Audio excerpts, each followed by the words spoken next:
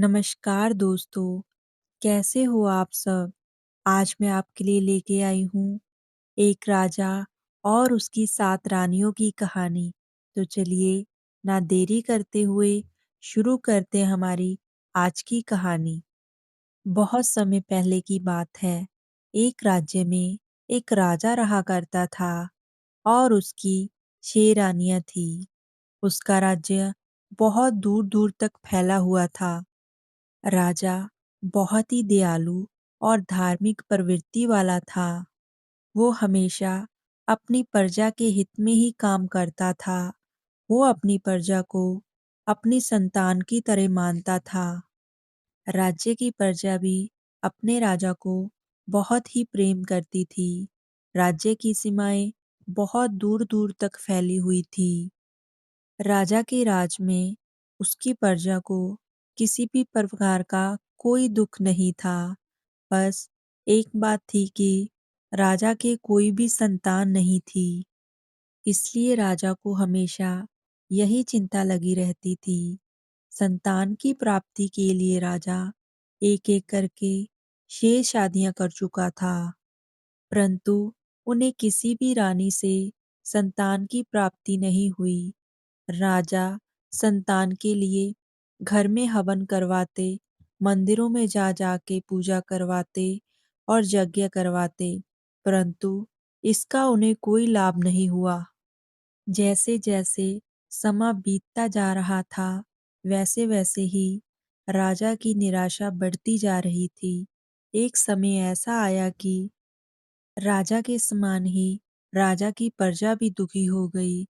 उन्हें भी अपने राजा का उत्तराधिकारी और अपना राजकुमार चाहिए था, परंतु उनकी ये इच्छा पूरी नहीं हो रही थी। उस राज्य के लोग सदा ईश्वर से मन में उनके लिए कामना करते और कामना करते कि राजा के यहाँ कम से कम एक पुत्र तो जरूर पैदा हो जाए, जो कि आने वाले समय में उनका उत्तराधिकारी बने। राजा की प्रजा उनके लिए कामना करती थी। राजा ने बहुत प्रयास किए, उन्होंने कुछ भी नहीं छोड़ा। वो पीर फकीर, साधु संत सबकी प्रार्थना करते थे, पर लाभ कुछ भी नहीं होता। अभी तक किसी का भी दिया हुआ आशीर्वाद उन्हें नहीं फला था। एक दिन की बात है, राजा शिकार करने के लिए जंगल में निकले। शिकार करते-करते वो एक हिरन का पीछा करते हुए जंगल में काफी दूर निकल गए। हिरन तो उन्हें मिल नहीं पाया। वह हिरन न जाने कहाँ छिप गया था। राजा हिरन को जंगल में इधर-उधर ढूंढते रहे, लेकिन वो हिरन उन्हें नहीं मिला। काफी देर तक इधर-उधर घूमते हुए राजा को प्यास लग गई थी। वो अपने रास्ते से भी भटक गए थे, फिर भी वो घोड़ा लेकर इधर-उधर चले जा रहे थे। चारों दिशाओं में घंघोर जंगल ही जंगल था। अचानक उन्हें कहीं से कलकल की आवाज सुनाई पड़ी। राजा ने सोचा कि शायद लगता है मुझे इधर कोई झरना है। झरने की आवाज सुनकर राजा उसी दिशा में आगे बढ़ने लगे। कुछ दूर जाने पर राजा को वो झरना दिखाई दे गया। राजा अपने घोड़े से नीचे उतरे और जैसे ही वो पानी पीने लगे तो उन्हें वहां पर एक आवाज सुनाई दी। आप कौन हैं? क्या आपको दिखाई नहीं देता? मैं यहाँ नहा रही हूँ। आप यहाँ पर कैसे आ गए? राजा ने चौंक कर पीछे मुड़कर देखा। सच में उन्हें अपनी प्यास के आगे ये दिखाई नहीं दिया कि एक लड़की झरने में नहा रही है। उन्होंने जल्दी से अपनी आंखें दूसरी तरफ फेर ली और उसे कहा कि मुझे बहुत प्यास लगी थी, इसलिए मैं पानी पीने आ गया। मुझे क्षमा करें, मैंने आपको नहीं देखा। अगर आप कहें मैं पानी पी लूं, फिर मैं यहाँ से चला जाऊंगा। वैसे भी मैं रास्ता भटक गया हूँ। आप कौन हैं और इस घने जंगल में अकेली कैसे? राजा के प्रश्न का उत्तर देते हुए वो लड़की कहने लगी कि मैं यहीं पास के एक गांव में रहती हूँ और रोज यहाँ पर आती हूँ और इस झरने में नहाती हूँ। ये झरना और ये नदी इस जंगल के बीच में है, इसलिए यहाँ पर आज तक कभी कोई नहीं आया। मैं तो निश्चित होकर नहा रही थी। मुझे नहीं पता था कि आप यहाँ पर आ जाएंगे। आप मेरी तरफ पीठ कर कर पानी पी लीजिए और थोड़ी देर उधर ही रुक जाइए और थोड़ी देर बाद मैं आपको यहाँ से बाहर जाने का रास्ता बता दूंगी। राजा पानी पीकर और दूर कहीं एक पेड़ की छांव में जाकर खड़ा हो गया। इधर वो लड़की जल्दी जल्दी नहाकर एक चट्टान की ओर में जाकर अपने कपड़े बदलने लगी और कुछ ही देर में वहां से निकलकर राजा के पास आ गई। राजा के पास आकर वो कहने लगी कि अगर आपको और पानी पीना है तो आप पी लीजिए। राजा ने कहा, नहीं नहीं, पानी तो मैंने पी लिया है। अब तुम मुझे अपना परिचय दो और मेरी मदद करो। लड़की ने कहा, मैंने अपने घर ले जाने के लिए कुछ फल तोड़ रखे हैं। आप चाहें तो आप इन्हें खा सकते हैं।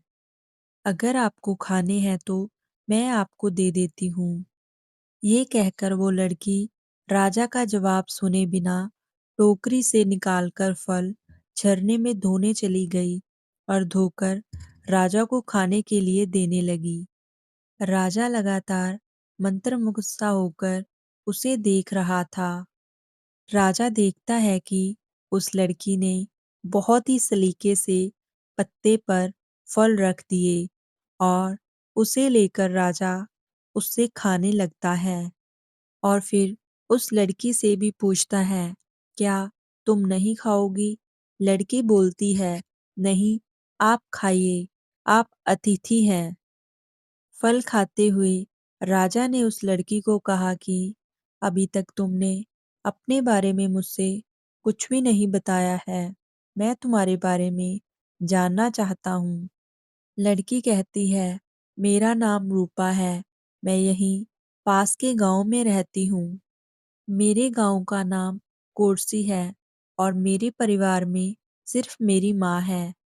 हम लोग जंगल से फल और लकड़ियाँ ले जाते हैं। उन्हीं को बेचकर हम अपना गुजारा कर लेते हैं। घर के पास थोड़ी सी जमीन है। हम उसमें सब्जियां और अनाज उगा लेते हैं, जिससे हमारा खर्चा चल जाता है। इसके बाद उस लड़की ने कहा कि मैंने तो आपको अपने बारे में सब कुछ बता दिया है। आप अपने बारे में कुछ बताइए। आप कौन हैं? राजा ने एक पल के लिए कुछ सोचा और फिर कहा, जब मैं अगली बार मिलने आऊंगा तब बताऊंगा। ये सुनने के बाद रूपा ने राजा को रास्ता बता दिया। राजा ने अपनी राजधानी जाने से पहले रूपा को ये कहा कि रूपा, तुमने मुझसे ये तो बताया ही नहीं कि अगली बार मैं तुम्हें कहाँ मिल सकता हूँ। रूपा ने राजा से कहा कि आप मुझसे फिर से क्यों मिलना चाहते हो? राजा ने कहा कि बस तुम्हें देखकर तुमसे बातें करने की इच्छा होती है। ये सुनने के बाद रूपा हंसकर बोली कि मैंने आपको बताया तो था कि मैं हर रोज यहाँ पर आती हूँ।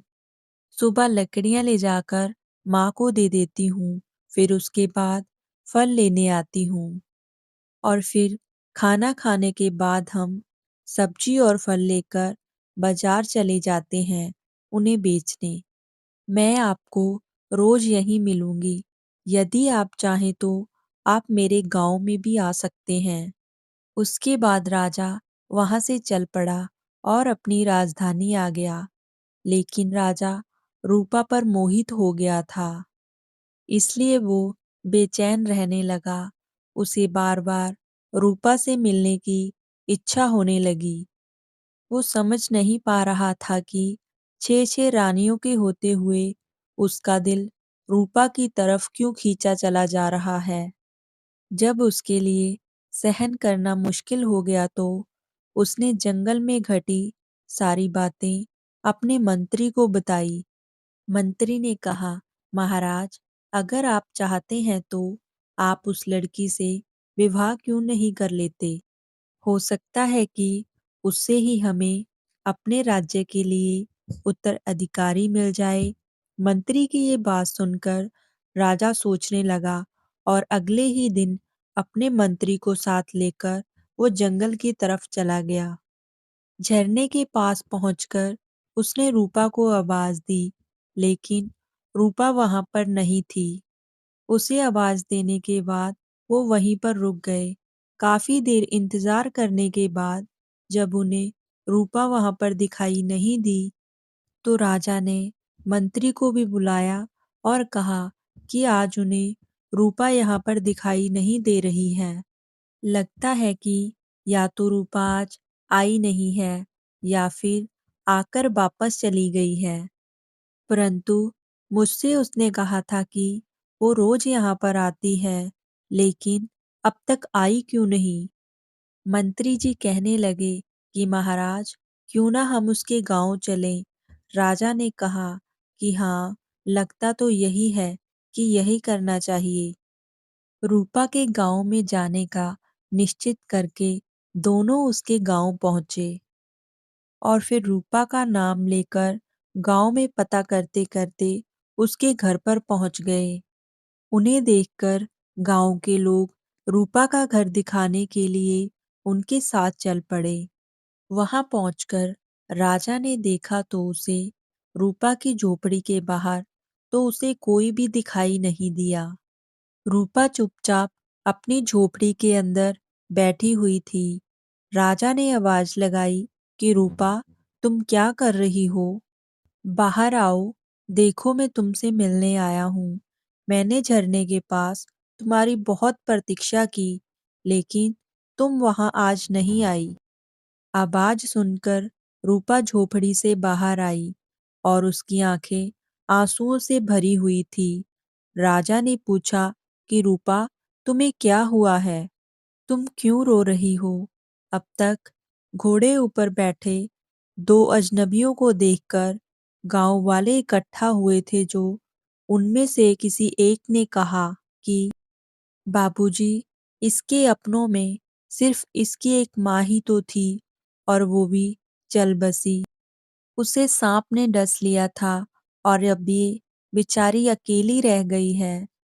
आप ही बताइए, ऐसे में ये बेचारी रोए ना तो और क्या करे?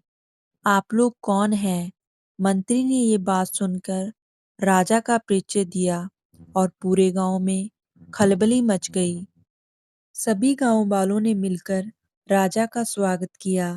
राजा ने गांव के मुखिया से कहा कि मैं रूपा से विवाह करना चाहता हूँ। क्या आप लोगों को कोई आपत्ति है?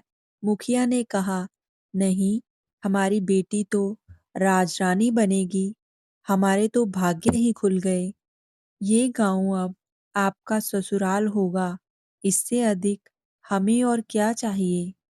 गांव वालों ने जल्दी जल्दी सारी तैयारियां करके रूपा और राजा का विवाह करवा दिया। राजा ने रूपा को नया नाम दिया, राजलक्ष्मी। राजा और मंत्री जी नई रानी राजलक्ष्मी को अपनी राजधानी ले जाने के लिए तैयार थे। गांव वालों ने अपनी बेटी रूपा को नम आंखों के साथ विदा किया। राजलक्ष्मी राजा के साथ अपने ससुराल राजमहल में आ गई। राजा की नई रानी को देखकर उसकी शेरानियां ईर्ष्या से लाल हुई जा रही थी। उन्होंने मन से दुखी होते हुए भी अपने आप को खुश दिखाते हुए राजलक्ष्मी का स्वागत किया।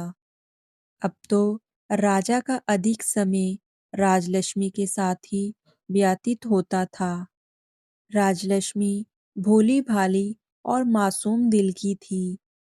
वो अपने सौतनों के दिल में छिपी अपने प्रति ईर्ष्या को पहचान नहीं पा रही थी। वो नहीं जानती थी कि उसकी सौतनें उससे कितनी ईर्ष्या करती हैं।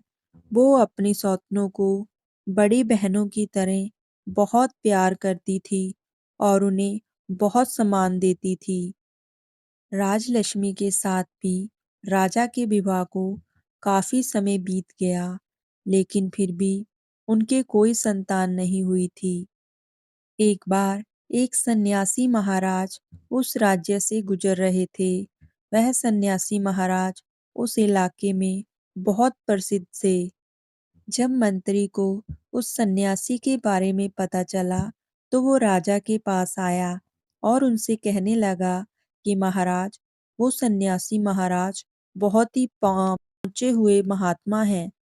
क्यों ना उन्हें एक बार राजमहल में बुलाकर उनसे इस परेशानी का हल पूछा जाए।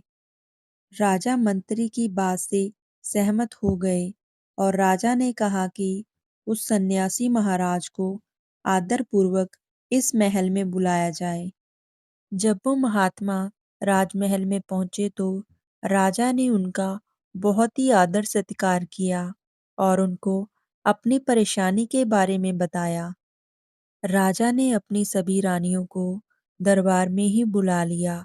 महात्मा ने उस समय कुछ भी न कहते हुए महाराज से कुछ दिन महल में रहने के लिए आज्ञा मांगी।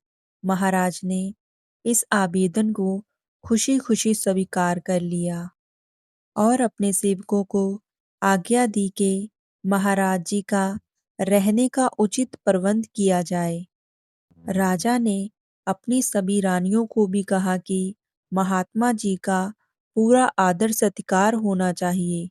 बड़ी शेरानियों ने महात्मा के फटे पुराने कपड़े देखे तो उन्हें अच्छा नहीं लगा। वो जब भी महात्मा के फटे पुराने कपड़ों को देखती तो किसी न किसी बहाने से उनकी सेवा करने से इनकार कर देती। छोटी रानी राजलक्ष्मी महाराज का बहुत ही अच्छे तरीके से ध्यान रखती और उनकी बहुत अच्छे से सेवा करती। उनका जंगल में रहने के कारण उनमें कोई घमंड नहीं था कि वो अब इस राज्य की रानी है। उन्होंने महात्मा की बहुत अच्छे से सेवा की। कुछ दिनों बाद महात्मा जाने के लिए कहने लगे। उन्होंने जाने से पहले सभी रानियों को आशीर्वाद दिया। अंत में सबसे छोटी रानी को पास बुलाकर बोले कि बेटी, तुमने मेरी बहुत दिल से सेवा की है, मेरा बहुत ध्यान रखा है।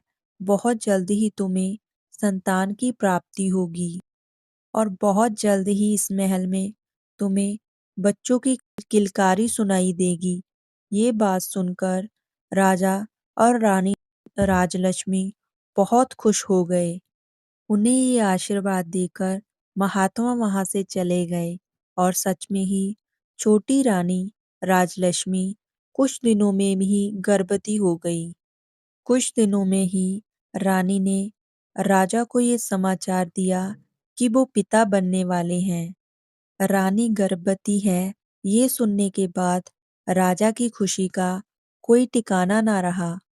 अब तो राजा राजलक्ष्मी का पूरा ध्यान रखने लगे कि उनको किसी भी बात की कोई परेशानी ना हो। ये सोचकर राजा ने सभी दासियों को उनकी हर एक इच्छा पूरी करने के आदेश दे दिए।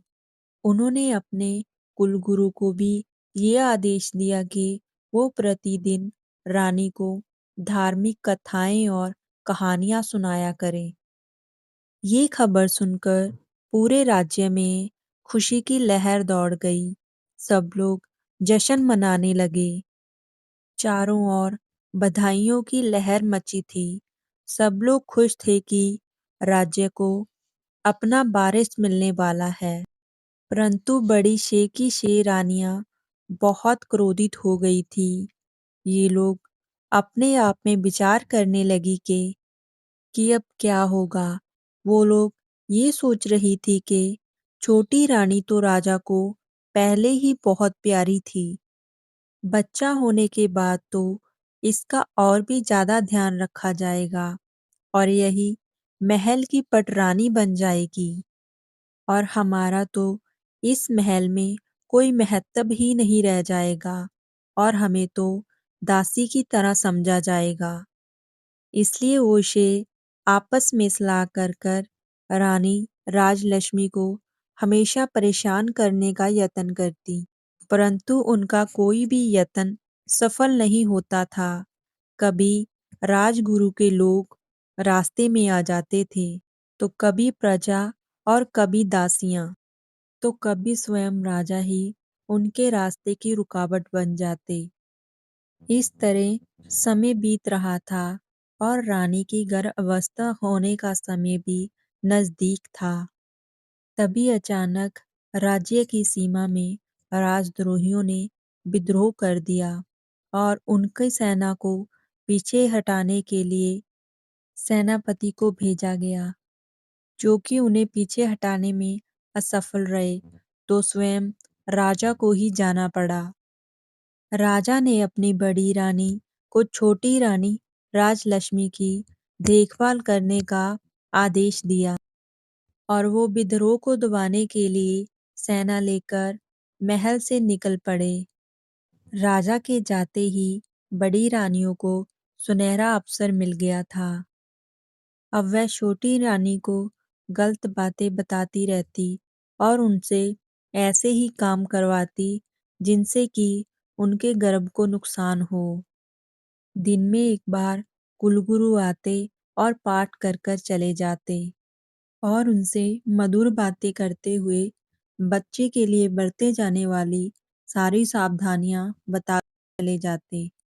छोटी रानी ये बात समझ नहीं पा रही थी कि सारी रानियों की बातें और कुलगुरु की बातें दोनों अलग-अलग क्यों हैं।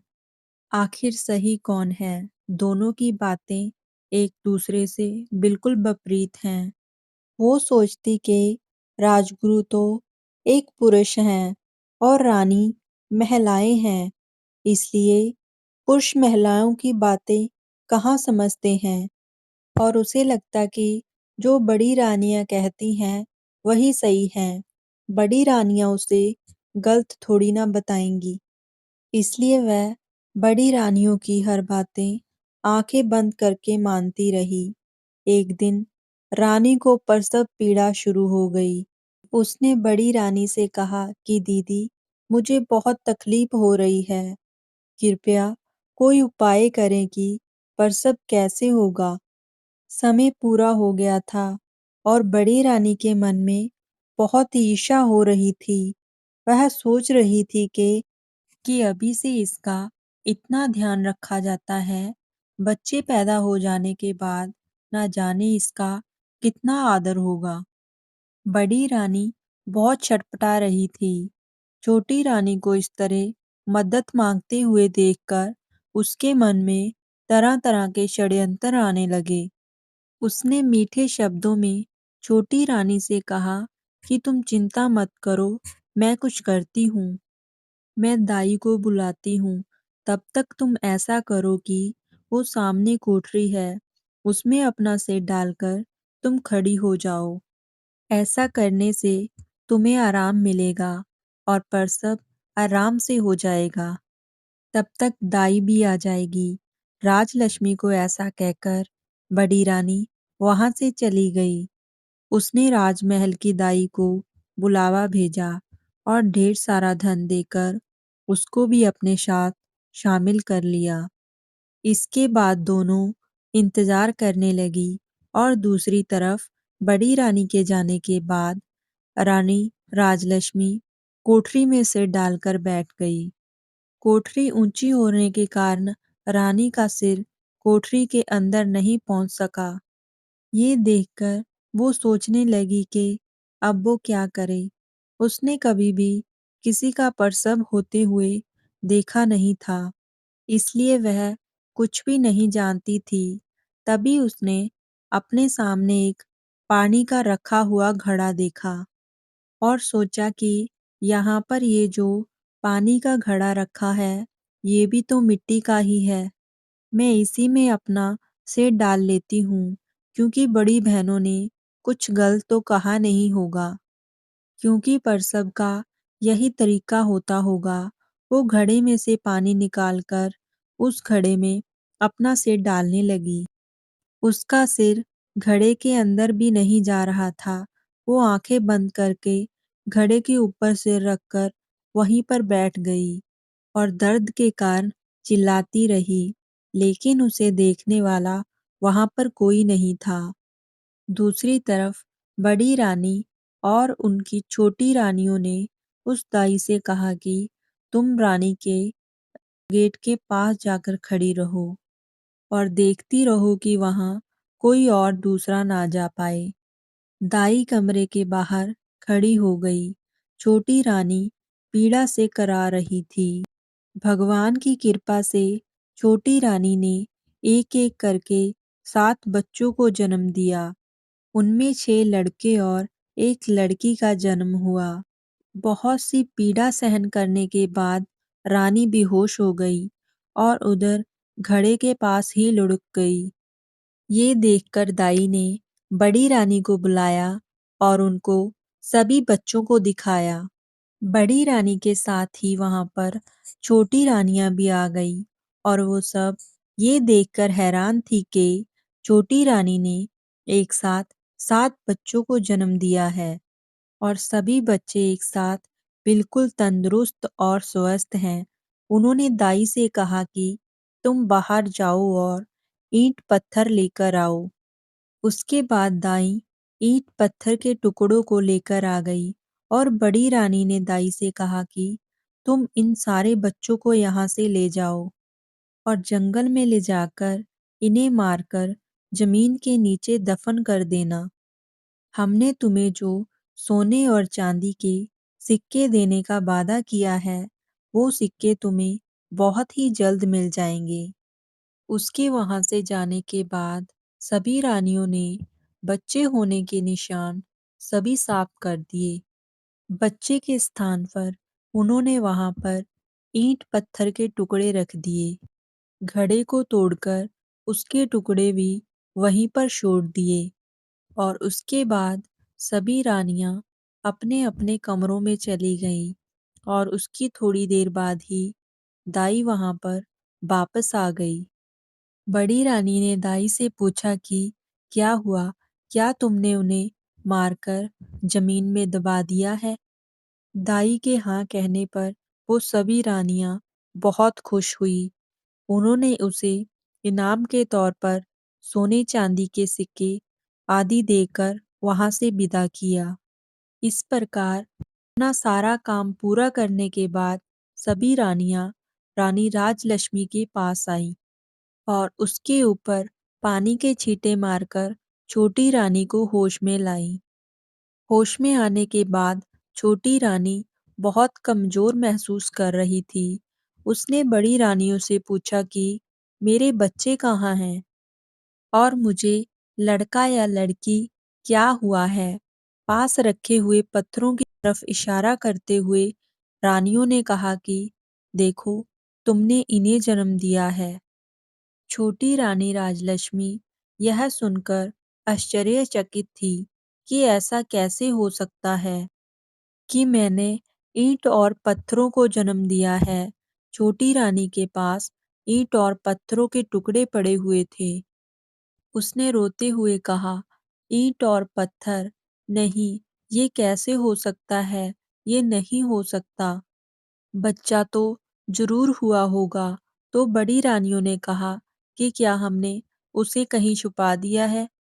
यही तो है जिन्हें तुमने जन्म दिया है। लो अब तुम इन्हें संभाल कर रखो। ऐसा कहकर उन्होंने सब ईंट और पत्थरों को एक थैले में भर दिया। अब उन्हें राजा के आने की प्रतीक्षा थी। छोटी रानी बहुत ही आश्चर्यचकित और परेशान थी। वो समझ नहीं पा रही थी कि ऐसा कैसे हो सकता है। जल्द ही ये बात सभी रानियों ने पूरे महल में फैला दी कि छोटी रानी ने बच्चों की जगह पर ईंट पत्थरों को जन्म दिया है। कुछ दिन बीत गए और उसके बाद राजा भी युद्ध जीतकर महल में आ गए। उनके स्वागत में भव्य तैयारियां की गई, परंतु लोगों के चेहरे पर वो खुशी और वो तेज नहीं दिख रहा था जिसकी उन्होंने कल्पना की थी। उन्हें बहुत आश्चर्य हुआ। राजा अब राजभवन में आए। पटरानी सहित सभी रानियों ने उनका स्वागत किया। छोटी रानी का चेहरा बहुत उदास था, परंतु दूसरी सभी रानियां बहुत खुश दिखाई दे रही थी। महल में ऐसा माहौल देखकर राजा को बहुत आश्चर्य हुआ। छोटी रानी का दुखी मुंह देखकर राजा ने पूछा कि रानी राजलक्ष्मी, क्या बात है? आप बहुत दुखी नजर आ रही हैं। छोटी रानी के कुछ कहने से पहले ही उससे पहले बड़ी रानी ने जवाब दिया कि महाराज, ये दुखी कैसे ना हो, इनका भेद जो खुल गया है। जब राजा को कुछ भी समझ में नहीं आया तो उसने बड़ी रानी से कहा कि आपका ये सब कहने का क्या मतलब है? रानी, आप बताइए तो सही कि क्या हुआ? रानी का प्रसव हुआ या नहीं? राजा की बड़ी रानी, जो पटरानी थी, उसने दुख का दिखावा करते हुए कहा, महाराज, हम तो चले गए, हमें तो बहुत बड़े धोखे में रखा गया। महाराज, ये राजलक्ष्मी, भोले चेहरे वाली, तो बहुत ही चालाक निकली। महाराज, ये हमें गर्भवती होने का धोखा देती रही, लेकिन ये गर्भवती नहीं थी और इसने हमें धोखे में रखा। गर्भ होने पर कुछ तो होता, इन्हें तो ईंट और पत्थर पैदा हुए हैं। वही ईंट पत्थर इनके कमरे में रखे हुए हैं। आप स्वयं जाकर देख लीजिए। पटरानी रानी राजलक्ष्मी और राजा को उनके कमरे में लेकर गई और उन्हें ईंट और पत्थर के टुकड़ों को दिखाया। राजा ईंट और पत्थर के टुकड़ों को देखकर आश्चर्यचकित थे। उन्होंने कहा कि ये कैसे हो सकता है? मानव गर्भ से ईंट और पत्थर कैसे पैदा हो सकते हैं? बड़ी रानी कहने लगी कि महाराज, ये तो हम भी कह रहे हैं। इसने हमारे साथ गर्भवती होने का नाटक किया था। हम तो उम्मीद लगाए बैठे हुए थे। सभी को ये उम्मीद थी कि राज्य को उसका वारिस मिलेगा और हमें भी तो माता होने का सौभाग्य प्राप्त होता। परंतु ऐसा कुछ भी नहीं हुआ। बड़ी रानी के इस प्रकार कहते ही राजा को उनकी बातें ठीक लगने लगी। राजा को भी लगा कि रानी ने सबको धोखा दिया है। अब राजा क्रोध में भरकर रानी राजलक्ष्मी की तरफ पलट गए। बताइए रानी, आपने हमें इतना बड़ा धोखा क्यों दिया? हमें छलने की आपकी हिम्मत कैसे हुई? अगर आप ऐसा ना करती तो हम इसे विधि का विधान मानकर संतोष कर लेते कि हमारे भाग्य में संतान है ही नहीं। लेकिन आपने तो हमें हमारे जीवन की सबसे बड़ी आशा दिखाकर उस आशा पर पानी फेर दिया। हम तो आपको आपके मासूम चेहरे पर मोहित होकर अपनी रानी बनाकर लेकर आए थे। हमने आपको इतना प्यार, आदर और सम्मान दिया, किंतु आप उस सम्मान के योग्य नहीं हैं। आपने हमें धोखा देने से पहले एक बार भी नहीं सोचा। हमें आपसे ऐसी उम्मीद बिल्कुल भी नहीं थी, लेकिन आपने जो छल हमारे साथ किया है, उसका दंड हम आपको अवश्य देंगे। आज से आप हमारी रानी नहीं बल्कि महल की नौकरानी होंगी। जाइए, आप हमारे सामने से अभी चल जाइए, क्योंकि ना जाने क्रोध में मैं क्या कर बैठूं। राजा के ऐसे शब्द सुनकर छोटी रानी बहुत दुखी हुई, लेकिन वह कुछ नहीं कर सकती थी। वह उस कमरे से बाहर चली गई और बाहर बैठकर रोने लगी। इस घटना के बाद तो राजमहल में छोटी रानी का जीवन बहुत मुश्किल हो गया। बड़ी रानी और छोटी रानियां उनके साथ बहुत बुरा व्यवहार करती। घर की सभी नौकरानियों से भी ज्यादा उनसे काम लिया जाता। रानी को महल की सफाई के काम में लगा दिया गया और उससे बहुत ज़्यादा काम करने के लिए कहा गया। गुजरते दिनों की तरह रानी के दुख भी बढ़ने लगे। ये सब सहन करने के अलावा और वो क्या कर सकती थी, क्योंकि उनके पास कोई भी ऐसा सबूत नहीं था जिससे कि वो अपनी गर्भ अवस्था को साबित कर पाती। वह जानती थी कि वह सच में गर्भवती थी।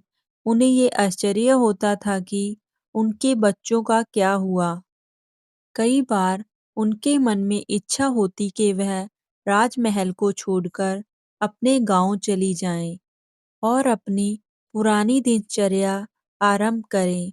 अब उन्हें अपने पुराने दिनों की बहुत याद आती थी, परंतु वह ये सोचकर अपना विचार बदल देती कि उसके रानी बनने पर उसके गांव वाले कितने खुश थे। वह सोचती थी कि अब वह उन्हें जाकर किस तरह अपने भाग्य की दुर्कथा उन्हें कहे। इस तरह समय बीतता रहा।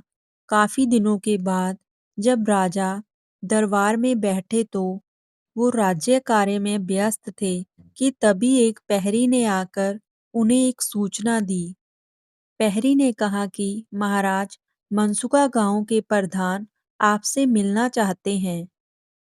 राजा ने प्रधान को बुलाने की आज्ञा दी। प्रधान ने आकर राजा को झुककर प्रणाम किया और राजा के आदेश की प्रतीक्षा करने लगा। तो राजा ने कहा कि प्रधान जी, बताइए आपकी क्या समस्या है। ग्राम प्रधान कहने लगा कि महाराज, आपके राज्य में किसी को कोई समस्या हो ही नहीं सकती।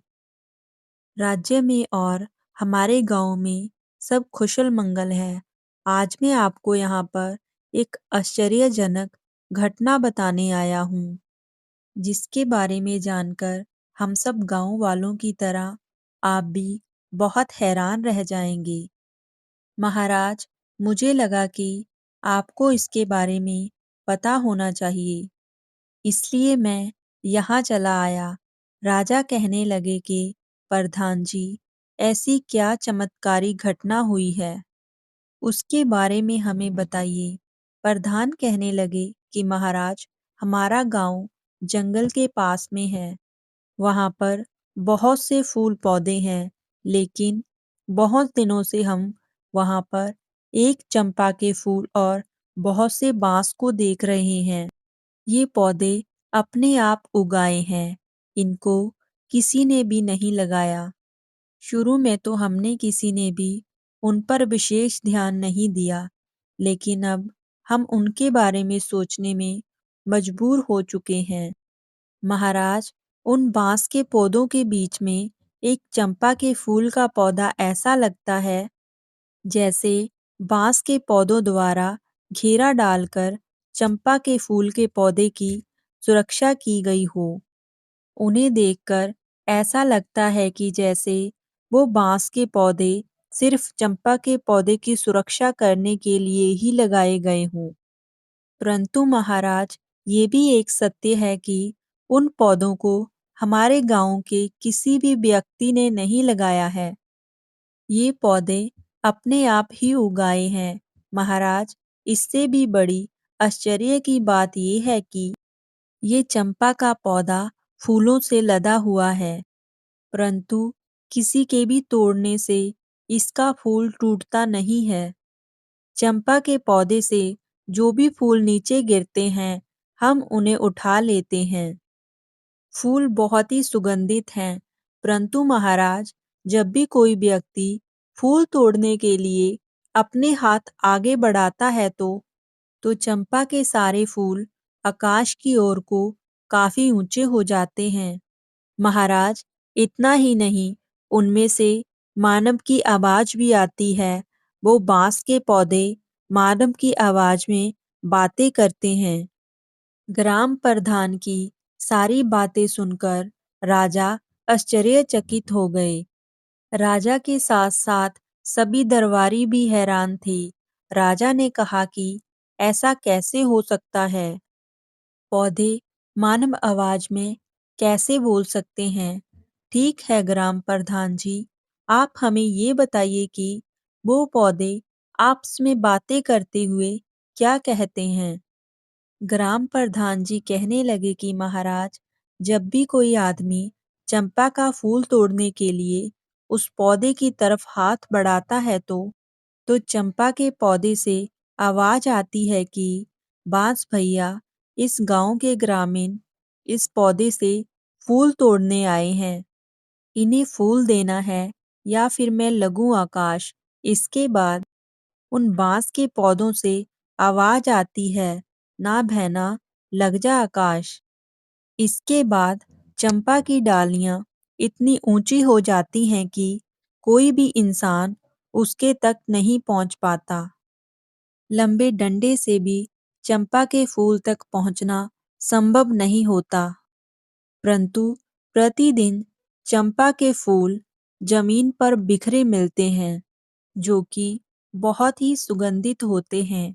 महाराज, आश्चर्य की बात तो ये है, सभी ग्रामीणों ने फूल को तोड़ने की बहुत कोशिश की, परंतु आज तक किसी भी फूल को अपने हाथ से तोड़ नहीं पाए। यहाँ तक कि कई राहगीरों ने भी और आसपास के गांव के कई ग्रामीणों ने भी कोशिश की, लेकिन किसी को भी फूल तोड़ने में सफलता नहीं मिली। महाराज, अभी तो सभी लोगों ने उसे चंपा के पौधे को आकाश चंपा नाम के पौधे से बुलाना शुरू कर दिया है। प्रधान की बातें सुनने के बाद राजा ने खुद मंत्री को आदेश दिया कि मंत्री जी, आप खुद जाकर देखिए कि वो किस तरीके के पौधे हैं और इसके बारे में हमें पूरी जानकारी दीजिए। मंत्री जी ने कहा कि जी महाराज, मैं अभी जाकर देखता हूँ। मंत्री जी उसी समय ग्राम प्रधान को लेकर वहां से निकल गए। मंत्री के जाते ही राजा अपने राज्य के कामों में व्यस्त हो गए। वो निश्चित हो गए कि मंत्री जी गए हैं, वो सब कुछ पता लगाकर वापिस आ जाएंगे। राजमहल से निकलकर जब मंत्री जी राज प्रधान के साथ उन पौधों तक पहुंचे, तो सभी ग्रामीण भी वहीं पर इकट्ठा हो गए। सुबह का समय था। मंत्री जी, गांव का प्रधान और गांव के लोग उस चंपा के पौधे के पास पहुंच चुके थे। वहां पहुंचते ही उनके नाक को चंपा के पौधे की सुगंध आने लगी। चंपा के पौधे की सुगंध से वो सम्मोहित से हो गए। मंत्री जी ने वहां पर जाकर देखा कि ग्राम प्रधान के बताए अनुसार वहां पर एक चंपा का पौधा था और कई बांस के पौधे थे। चंपा का पौधा बिल्कुल बीच में था और बांस के पौधे उसे अपनी सुरक्षा के घेरे में लिए हुए खड़े थे। चंपा के पौधे की टहनियाँ सामान्य ऊंचाई में थी, जिसे मंत्री जी बड़े आराम से छू सकते थे और फूल भी तोड़ सकते थे। चंपा के फूल मंत्री जी के हाथों की सामान्य दूरी पर थे। पौधे के चारों ओर जमीन पर फूल बिखरे पड़े हुए थे। मंत्री जी चंपा के फूल की खुशबू से सम्मोहित होकर चंपा के पौधे की ओर बढ़े और चंपा के पौधे से फूल तोड़ने के लिए अपना हाथ आगे बढ़ाया। तभी वहां पर खड़े सभी ग्रामीणों को चंपा के पौधे से निकली एक मानव आवाज सुनाई दी, जिसे सुनकर मंत्री जी के आगे बढ़े हाथ जहां की तहां ही रुक गए। वह आश्चर्यचकित थे। वो देख रहे थे कि ये आवाज चंपा के पौधे से आई थी।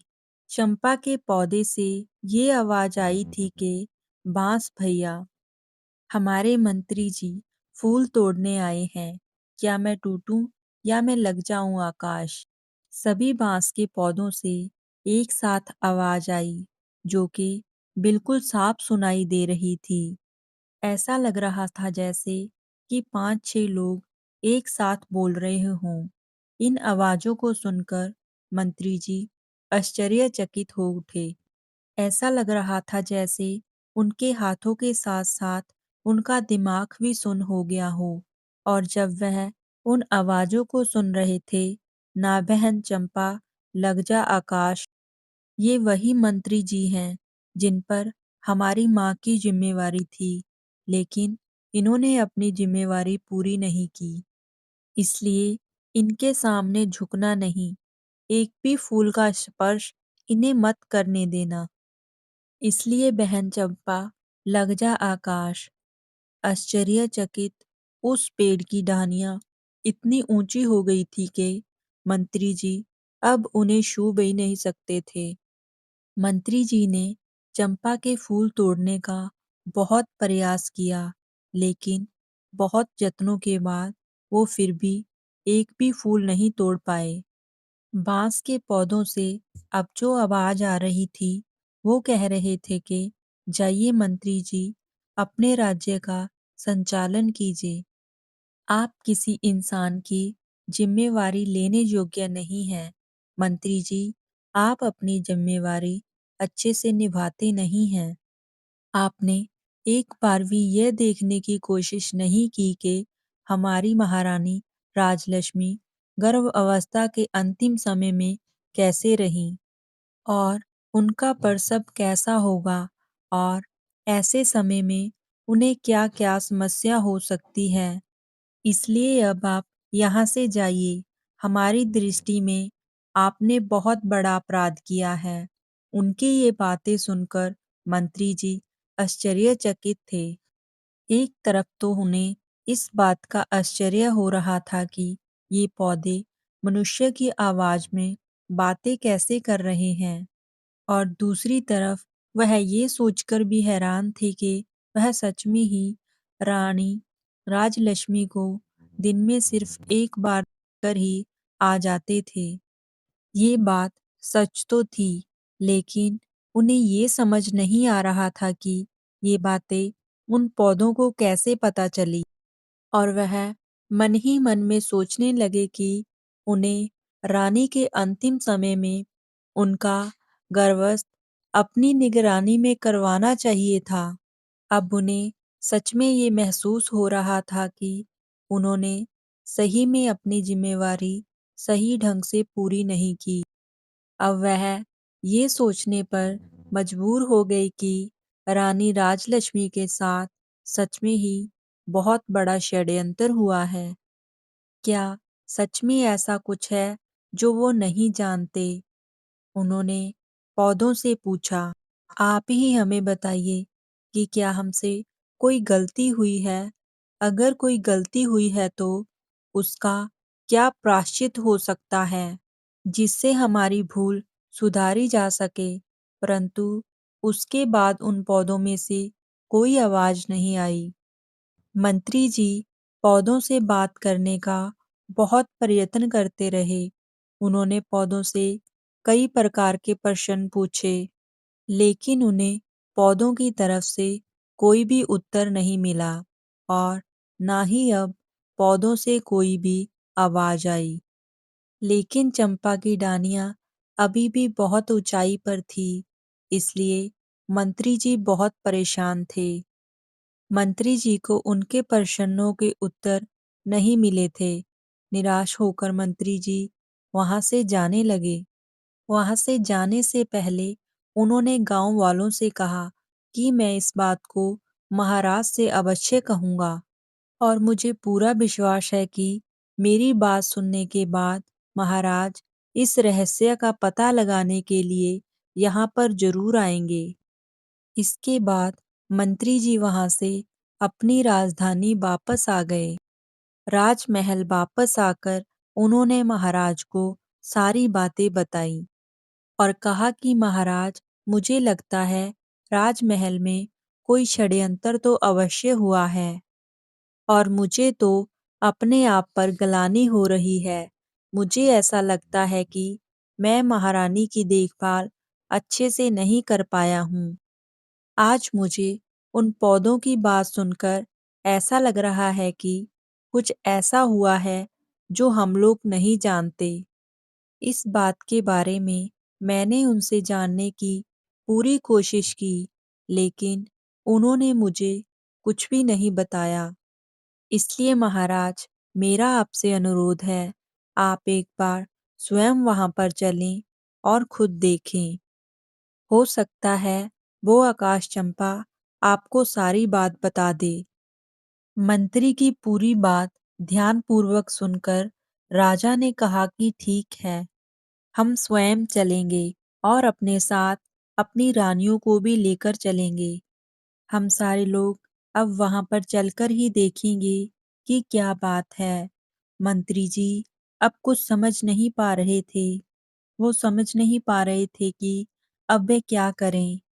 मंत्री जी ने एक बार कोशिश करते हुए कहा कि महाराज, अगर आप उनकी सूरत नहीं देखना चाहते तो ना देखें, लेकिन छोटी रानी को अपने साथ जरूर लेकर चलें, क्योंकि महाराज, मुझे ऐसा लगता है कि राजमहल में जरूर कोई षड्यंत्र हुआ है और उसका पता हमें नहीं चल पाया है। महाराज, मुझे इस बात का दुख है कि अनजाने में ही मैं इस षड्यंत्र में शामिल हो गया हूँ। इसलिए तो चंपा और बांस ने मुझे जिम्मेवारी ना निभाने वाला इंसान कहा। इसलिए महाराज, आप मेरी इतनी सलाह मानकर मुझ पे उपकार कीजिए।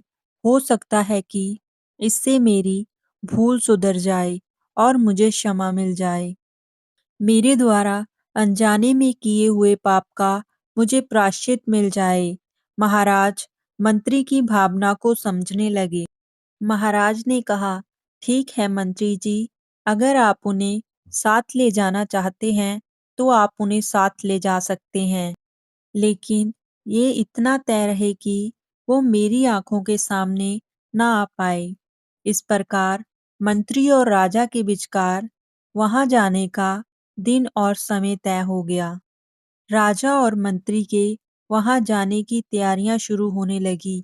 निश्चित समय पर राजा अपनी रानियों को लेकर आकाश और चंपा का रहस्य जानने के लिए निकल पड़े। आगे आगे रथ में राजा, उनकी पटरानी और पीछे 5 रानियों की पालकी थी। राजा के आदेश अनुसार छोटी रानी को दासियों के साथ जाना था, परंतु मंत्री जी ने उनके जाने की व्यवस्था अपने परिवार के साथ की थी और पूरे परिवार के साथ एक पालकी में उनकी यात्रा सुरक्षित की। कहीं न कहीं मंत्री जी को अभी तक अपने आप पर गिलानी आ रही थी कि उन्होंने रानी के गर्भ अवस्था के समय उनकी सही तरीके से देखभाल क्यों नहीं की और उन्होंने रानी के गर्भ अवस्था समय सही व्यवस्था नहीं की थी। उन्हें पूरे तौर पर विश्वास हो गया था कि रानी ने राजा को धोखा नहीं दिया है, उनके साथ छल हुआ है। पर सब तो जरूर हुआ है, लेकिन इसके साथ ही छोटी रानी राजलक्ष्मी किसी रहस्य की शिकार हुई है। राजा का काफला चल दिया और गांव की सीमा के पास जाकर रुका। गांव की सीमा के पास एक पड़ाव डाला गया था। गांव के ग्रामीण राज परिवार के स्वागत में जुट गए। अगले दिन प्रातःकाल ये काफला चंपा के पौधे के पास पहुंचा और सभी लोग उनके चारों ओर घेरा डालकर बैठ गए। आज भी चंपा के पौधे के फूल जमीन पर बिखरे पड़े थे। उनमें से निकली हुई सुगंधित खुशबू पूरे वातावरण को सुगंधित कर रही थी। चंपा के फूल से निकली खुशबू आसपास के सभी लोगों को भी बहुत मनमोहक लग रही थी। अब राजा भी आकाश चंपा के रहस्य को जानने के लिए बेताब थे। राजा की 6 रानियां उनके पास बैठी थी, परंतु उनकी छोटी रानी राजलक्ष्मी उनके पास न बैठकर मंत्री जी की पत्नी के पास बैठी थी। तभी पटरानी ने महाराज से कहा, महाराज, अगर आपकी आज्ञा हो तो मैं कुछ फूल ले लूं। महाराज ने कहा, रानी साहब, आप जरूर फूल लीजिए। तभी दूसरी रानी ने कहा कि महाराज, मेरी भी फूल तोड़ने की बहुत इच्छा हो रही है, क्योंकि इनकी सुगंध ही इतनी अच्छी है कि मैं अपने आप को रोक नहीं पा रही हूँ। आप आदेश दें तो मैं भी कुछ फूल तोड़ लूँ। तभी तीसरी रानी भी अनुरोध करने लगी। राजा देख रहे थे कि सभी रानियां फूल तोड़ने के लिए कितनी उत्सुक हैं। इसलिए राजा ने सभी को आज्ञा दे दी। लेकिन राजा ने पहले छठे नंबर की रानी को फूल चुनने का आदेश दिया। राजा ने पटरानी से कहा कि ये आप सबसे छोटी रानी है, इसलिए सबसे पहले फूल चुनने का अवसर इसे मिलना चाहिए। महाराज की बात मानते हुए बड़ी रानी ने कहा कि ठीक है रानी, सबसे पहले तुम फूल ले लो। रानी फूलों के पास गई और उसने चंपा का फूल तोड़ने के लिए अपना हाथ बढ़ाया। तभी चंपा के पौधे से एक आवाज आई कि रानी, आप रुकिए, आप हमारी आज्ञा के बिना ऐसे फूल नहीं तोड़ सकती। ये आवाज सुनकर रानी के हाथ जहाँ थे वहीं रह गए और ये आवाज को सुनकर आसपास के लोग भी दंग रह गए। तभी चंपा के पौधे से एक आवाज आई। चंपा के पौधे ने बोला, बांस भैया, हमारी सौतेली माँ हमारे फूल तोड़ने आई है। मैं टूटूं या लगूं आकाश। बांस के पौधे से आवाज आई, बहन चंपा, लग जा आकाश। ये तो तुम्हें छूने के योग्य भी नहीं है। क्या तुम्हें याद नहीं, इन्होंने हमारी माँ के साथ कैसा अत्याचार किया है। इसलिए बहन, इनके बारे में मत सोच, लग जा आकाश। इसके साथ ही चंपा के पौधे की टहनियाँ ऊंची उठने लगी और आकाश को लगने लगी। फिर छठी रानी हार मानकर अपने स्थान पर बैठ गई। इसी तरह पांचवी, चौथी, तीसरी और दूसरी रानी भी हार मानकर अपने स्थान पर बैठ गई। इसके बाद आई सबसे बड़ी रानी। उन्होंने अपने हाथ पौधे की तरफ बढ़ाए और कहने लगी कि इस राज्य की पटरानी हूँ मैं। इस राज्य में जो भी वस्तु होती है उसका उपयोग सबसे पहले मैं करती हूँ। वो मुझे चाहिए। इसलिए चंपा, अपनी डाली को नीचे झुका और मुझे फूल तोड़ लेने दे। इस बार चंपा के फूल के पौधे से आवाज आई कि भैया बांस, हमारी सौतेली माँ मुझे फूल देने के लिए चेतावनी दे रही है। हमें अपना आदेश मानने के लिए कह रही है। तुम क्या कहते हो? हमें इनका आदेश मानना चाहिए या नहीं? बांस बोला, ना बहना, तुम्हें आदेश देने का इनके पास कोई अधिकार नहीं है। ये पटरानी है राजा की और अपने राज्य की।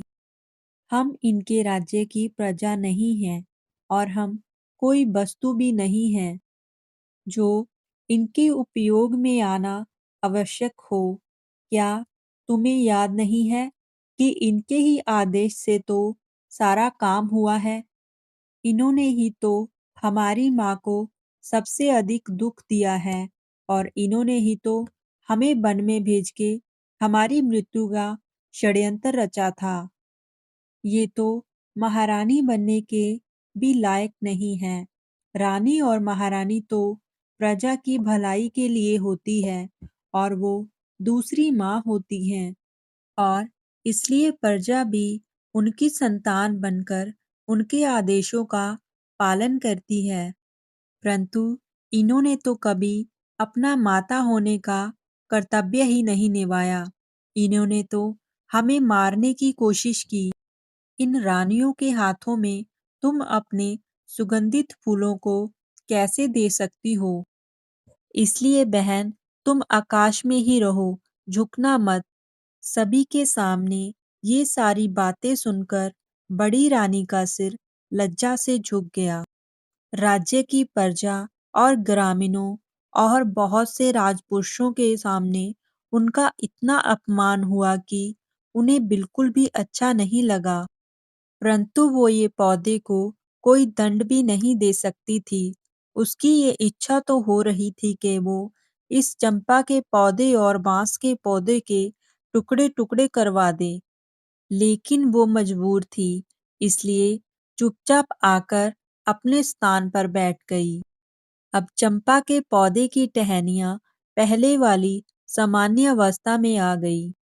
अब राजा खुद उठे और चंपा के पौधे के फूल तोड़ने के लिए गए।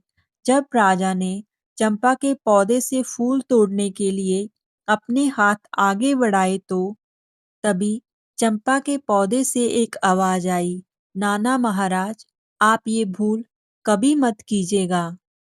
आपको फूल तोड़ने से रोकने के लिए मैं अपने भैया से अनुमति नहीं लूंगी। अगर भैया अनुमति दे भी देंगे तो भी मैं आपके हाथों में नहीं आऊंगी। इसलिए आप अपने हाथ पीछे ही रखिए। फूल तोड़ने का विचार आप त्याग दीजिए। राजा हैरान हो गए और वो सोचने लगे कि आखिर ऐसा क्या हुआ कि चंपा उन्हें रोकने के लिए अपने भाइयों से भी अनुमति नहीं लेगी और बिना अनुमति के ही उन्हें रोक देगी। उन्होंने पूछा कि मैं इस देश का राजा हूँ। तुम मुझे ये बताओ कि मैंने कभी किसी से के साथ अन्याय नहीं किया। मैं अपनी प्रजा को अपनी संतान मानता हूँ और संतान की तरह ही उनकी देखभाल करता हूँ। मैंने कभी भी किसी पशु या पक्षी को पहुंचाने की कोशिश भी नहीं की। तो तुम ऐसा क्यों कह रही हो? इस बार चंपा के पौधे से आवाज आई कि आप अपनी पूरी प्रजा को अपनी संतान मानते हो, परंतु आप उसी बात पर विश्वास करते हैं जो दूसरे आपसे कहते हैं। आप स्वयं कभी भी सच्चाई जानने की कोशिश नहीं करते। आपने प्रजा को संतान माना, लेकिन आपने अपनी संतान की कभी भी खोज खबर करने की कोशिश नहीं की। आपने कभी भी ये जानने की कोशिश नहीं की कि आपकी अपनी संतान कहाँ पर है। आपकी अपनी संतान कैसी है? आप ही बताइए कि आपने कभी ये जानने का प्रयास किया? आप अपने राज्य की सुरक्षा की बात करते हैं, लेकिन आप तो अपनी गर्भवती पत्नी की सुरक्षा नहीं कर पाए। आपने एक सच्ची नारी का विश्वास नहीं किया और उन्हें धोखेबाज कहकर एक नौकरानी बना दिया। इस प्रकार हमारी मृत्यु के षड्यंत्र में आप भी शामिल हो गए। महाराज, जब आप अपनी पत्नी को ही सुरक्षा नहीं दे पाए तो किसी और को क्या सुरक्षा दे पाएंगे? राजा ने कहा कि क्या अब आपके फूलों को कोई नहीं तोड़ पाएगा? चंपा ने कहा कि ये जानने का अधिकार आपको नहीं है, इसलिए आप वापस जाएं और अपने राज्य का संचालन करें। युद्ध लड़ें। आपकी प्रजा आपकी संतान जरूर है, लेकिन आप इसमें ये भूल गए कि आप अपनी संतान की रक्षा नहीं कर पाए। इसलिए आप यहाँ से जाइए। राजा के पास अब कहने के लिए कोई शब्द नहीं थे और चुपचाप आकर अपने स्थान पर बैठ गए। राजा के बैठते ही मंत्री जी ने कहा, महाराज, अगर आपकी आज्ञा हो तो हम छोटी महारानी को फूल तोड़ने के लिए भेज दें। इससे पहले कि राजा कुछ बोल पाते, पटरानी जी बोल पड़ी, मंत्री जी, जो फूल राजा जी के हाथ से नहीं टूटे वह इस धोखेबाज के हाथों कैसे टूटेंगे? मंत्री जी ने प्रश्नवाचक दृष्टि से राजा की तरफ देखा। चंपा के पौधे से अब तक की हुई इतनी बातों से राजा के मन में भी शंका पैदा होने लगी थी। उनके मन में भी कहीं न कहीं अब ये विचार आने लगा था कि कहीं रानी राजलक्ष्मी के साथ कोई षड्यंत्र तो नहीं हुआ था। उन्होंने अपनी शंका दूर करने का निर्णय लिया और फिर उन्होंने मंत्री जी को अनुमति दे दी। राजा ने अनुमति देते हुए कहा कि ठीक है मंत्री जी, आप रानी राजलक्ष्मी को चंपा के पौधे के पास ले जाइए। अब मंत्री जी रानी राजलक्ष्मी को चंपा के पौधे के फूल तोड़ने के लिए कहते हैं। रानी जी उठती हैं और वो देखती हैं कि चंपा के पौधे की टहनियां तो आसमान को छू रही थी। ये देखकर वह कहती हैं कि मंत्री जी, मेरे हाथ इतनी ऊंचाई पर कैसे पहुंचेंगे। मंत्री जी ने कहा कि रानी जी, आप एक बार वहां पर जाकर तो देखिए।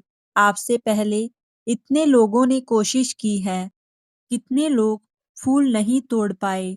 अभी अभी आपने देखा कि महाराज भी फूल को नहीं तोड़ पाए।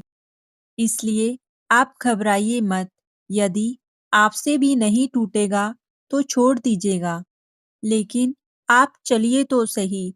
जब मंत्री जी ने रानी जी को समझाया तो रानी जी वहां से चल दी और चंपा के पौधे के पास पहुंची और उसने हाथ बढ़ाकर अपने पास जाते हुए चंपा के पौधे के तने को छुआ और उसे बड़े प्यार से सहलाया। रानी को लगा जैसे उस स्पर्श से उसे सुख मिल रहा हो और उसे आनंद आ रहा था और वो पौधे को सहलाती रही। पौधे से आवाज आई कि भैया बांस। आवाज उसकी रूंधी हुई थी। बांस ने कहा, बहन चंपा, तुम रो रही हो। चंपा ने कहा, भैया बांस, हमारी माँ फूल लेने आई है। उन्होंने मेरा बहुत ही प्यार से स्पर्श किया है। उनका प्रथम कोमल स्पर्श पाकर मैं आनंदित हो गई। इसलिए मेरा हृदय भावुक हो गया। इसलिए आज मैं रोने लगी हूँ। इसलिए अब आप मुझे बताइए कि मैं क्या करूँ। मेरी तो इच्छा हो रही है कि मैं अपने सारे फूल अपनी माँ के चरणों में समर्पित कर दूं। इस बार सभी बांस के पौधों से एक साथ आवाज आई, हाँ बहन चंपा, तुम्हारा दिल जो कह रहा है वो बिल्कुल सही है। तुम ऐसा ही करना। माँ के चरणों में तो स्वर्ग है। माँ के चरणों को स्पर्श कर लो। इस आवाज को सुनकर सभी लोगों ने बहुत ध्यान से देखा कि रानी राजलक्ष्मी के कदमों में सारी टहनियां झुक गई और उनके चारों तरफ फैल गई। उसके ऊपर चंपा के फूलों की वर्षा हो रही थी। रानी राजलक्ष्मी के सिर से पांव तक चंपा के फूलों के पुष्प भरे हुए थे और रानी आंसू बहाते हुए चंपा के फूल की ढानियों को अपने हाथों से सहलाती जा रही थी। रानी राजलक्ष्मी की आंखों से आंसू बहने लगे। यह देखकर वहां पर खड़े सभी लोग भावुक हो गए। सबकी आंखों से आंसू बहने लगे। राजा ने उठकर उन पौधों से पूछा कि तुम ये बताओ, तुम कौन हो? तुम देव हो या फिर अन्य जहान के प्राणी हो? तुमने किसी को भी अपने फूलों को छूने नहीं दिया, परंतु अब छोटी रानी की बाहों में बैठकर और उस पर फूलों की वर्षा कर रही हो। इसका क्या मतलब है? इसके पीछे क्या कारण है, मुझे बताओ। मैं ये बात विस्तार पूर्वक जानना चाहता हूँ। इस बार चंपा के पेड़ ने कहा कि राजा, ये 6 बांस और मैं आपकी ही संतान हैं। हमारा सातों भाई बहनों का जन्म एक साथ ही हुआ था। ये 6 बड़े भाई और मैं इनकी छोटी बहन। हमारे जन्म के समय हमारी माँ बहुत पीड़ा में थी। हमारी माँ ने आपकी पटरानी और इस राज्य की महारानी से अपनी सहायता करने का निवेदन किया। तो पटरानी ने हमारी माँ को कोठरी में मुंह डालकर खड़ी हो जाने के लिए कहा था। वो कोठरी बहुत ऊंची थी। उस कोठरी के अलावा वहां पर एक घड़ा रखा था, तो वो घड़ा भी गोल था। तो हमारी माँ ने उस कोठरी के अलावा उस घड़े में सिर डालने की कोशिश की, लेकिन उस घड़े का मुंह छोटा होने के बावजूद हमारी माँ का सिर उस घड़े के अंदर तो नहीं गया, परंतु वह घड़े के ऊपर सिर रखकर दर्द से कराती रही। उनकी ये हालत देखने के बावजूद भी उनकी सहायता किसी ने नहीं की। ईश्वर की कृपा से हमारी सातों भाई-बहन का जन्म उसी अवस्था में हो गया। महारानी ने तो सोचा था हमारी माँ अपना सिर कोठरी में रखेगी तो ऊंचाई से हमारा जन्म होगा और ऊंचाई से गिरने के कारण हम बच्चों की मृत्यु हो जाएगी। परंतु ऐसा ना हो सका और हम सब जीवित रहे। परंतु माँ उस अवस्था में बेहोश हो गई। तब महारानी ने एक दाई को बुलाया। महारानी ने पैसों का लालच देकर उस दाई को हमें वहां से ले जाकर दूर कहीं जंगल में जमीन में मारकर गाड़ने के लिए कहा। दाई को भेजने के बाद कुछ ईंट पत्थर के टुकड़ों को वहां से उठाकर हमारी माँ के पास रख दिया, जिससे हमारी माँ को कभी पता ना चला कि हमने जन्म लिया था। वो कभी भी ये समझ नहीं पाई कि उनके बच्चे आखिर गए तो गए कहाँ। आपने भी दूसरों पर विश्वास करते हुए उन्हें धोखेबाज कहा। उसके बाद राजा ने उन्हें पूछा कि जब दाई ने तुम्हें मारकर जमीन में दबा दिया था तो तुम लोग पौधे कैसे बन गए। इस पर चंपा कहने लगी, महाराज, ईश्वर की लीला बड़ी विचित्र है। जब दाई हमें जंगल में लेकर आई तो अचानक जोरों की आंधी आ गई। वह दाई हमें मारकर राजमहल के बगीचे में ही दबाना चाहती थी, परंतु राजमहल के बगीचे में ऐसा करते हुए उसे कोई देख ना ले, इस डर से वो हमें इस जंगल में लेकर चली आई। यहाँ लाकर जब वह कुदाल से मिट्टी खोद रही थी तो उसी टाइम परियों की रानी अपनी सखियों के साथ वन भ्रमण के लिए आ रही थी। जब उनकी दृष्टि हम पर पड़ी तो उन्होंने हमें उठा लिया और उनकी शक्तियों के असर से बहुत जोर की आंधी चल पड़ी। दाई हमें खोजती रह गई। हमारे ना मिलने पर उसने सोचा कि शायद हम भयंकर आंधी में कहीं उड़ गए हैं। इसलिए महल में जाकर उसने महारानी से झूठ बोल दिया कि उसने हमें मारकर जमीन में दफना दिया है, क्योंकि उसे डर था कि सच्चाई जानकर महारानी उसे मरवा देंगी। दाई के वहां से जाने के बाद परियों की रानी ने मेरे 6 भाइयों को बांस में बदल दिया और मुझे चंपा के फूल का पौधा बना दिया। उनकी कृपा से हमें सारी बातें याद हैं और हम सब पहचान के उनके अनुसार सबसे व्यवहार कर पा रहे हैं और मानव की आवाज में बोल रहे हैं। राजा उनसे कहने लगा कि क्या तुम लोग अब अपने असली रूप में नहीं आ सकते।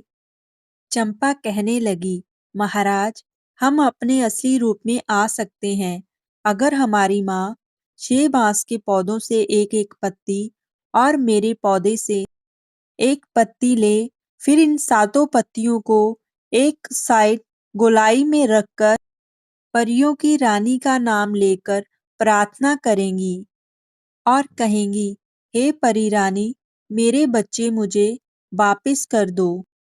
तो हम सभी उसी समय अपने असली रूप में आ जाएंगे।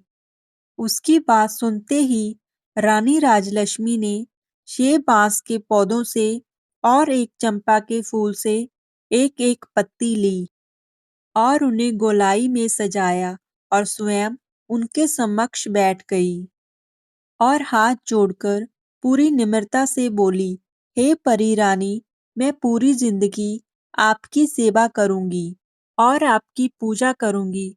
फिर भी आपने जो मुझ पर उपकार किया है उसका कभी ऋण नहीं उतार पाऊंगी। आपने मेरे ऊपर इतना बड़ा उपकार किया है।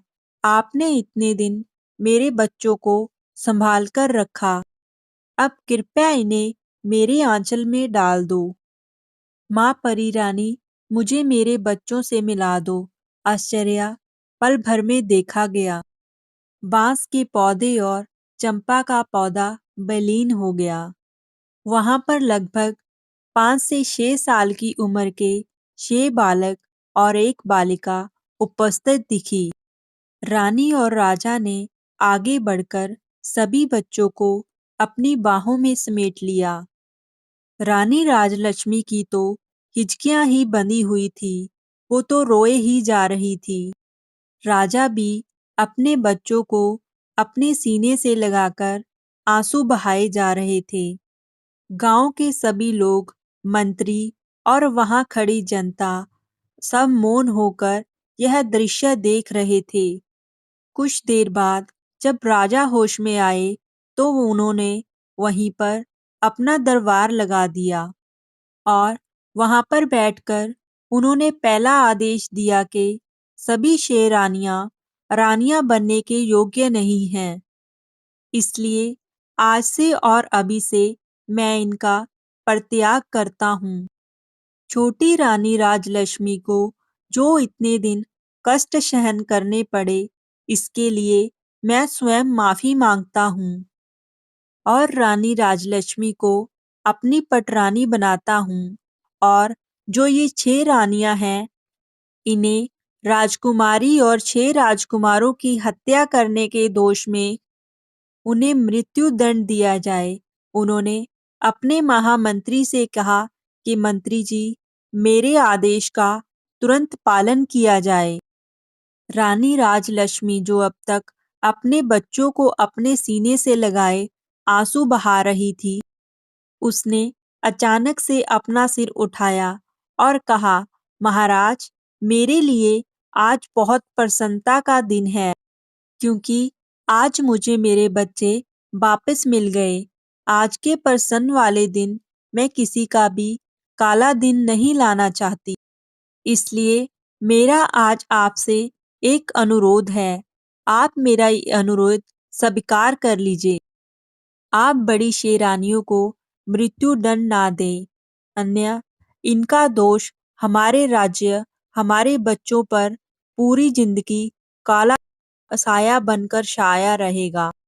इसलिए महाराज, आप इन सबको क्षमा कर दीजिए। राजा ने कहा, रानी, आपका दिल बहुत विशाल है, इसमें सबके लिए क्षमा है, परंतु राजकार्य में अपराधी को क्षमा करने पर वो दूसरी बड़ी परेशानी खड़ा करते हैं। इसलिए इन्हें क्षमा तो नहीं किया जा सकता, लेकिन इनका दंड कुछ कम करके आजीवन कारावास में बदल रहा हूँ। जब तक ये जिंदा रहेंगी, ये कारावास में रहेंगी। इस कारावास में इन्हें एक वक्त का भोजन मिलेगा, परंतु कारावास के बाहर ये 1 मिनट के लिए भी निकल नहीं पाएंगी। यही इनका दंड होगा। इसके बाद रानी राजलक्ष्मी और राजा ने ग्रामीणों को कई तरह के उपहार दिए और सभी मंत्रियों और दासियों के साथ राजधानी वापस लौट आए। आते समय दृश्य बदल चुका था। राजा के साथ रथ में रानी राजलक्ष्मी थी। उनके साथ ही बच्चे घोड़े में सवार थे और 6 रानियां सैनिकों के बीच बंदी बनी हुई थी। पैदल राजमहल जा रही थी। राजमहल पहुंचने पर उन्हें कारावास में डाल दिया गया। राजा रानी राजलक्ष्मी और अपने सातों बच्चों के साथ सुखपूर्वक अपना जीवन बिताने लगे। रानी राजलक्ष्मी के दिन जैसे फिरे, भगवान की कृपा से राज्य के सभी लोगों के जीवन में भी खुशियां आ गई। भगवान हमेशा अच्छों के साथ भी अच्छा करते हैं। बुरे काम का परिणाम बुरा ही होता है। दोस्तों, आज की हमारी ये कहानी यहीं पर समाप्त होती है। आपको कहानी कैसी लगी? कमेंट में जरूर बताएं।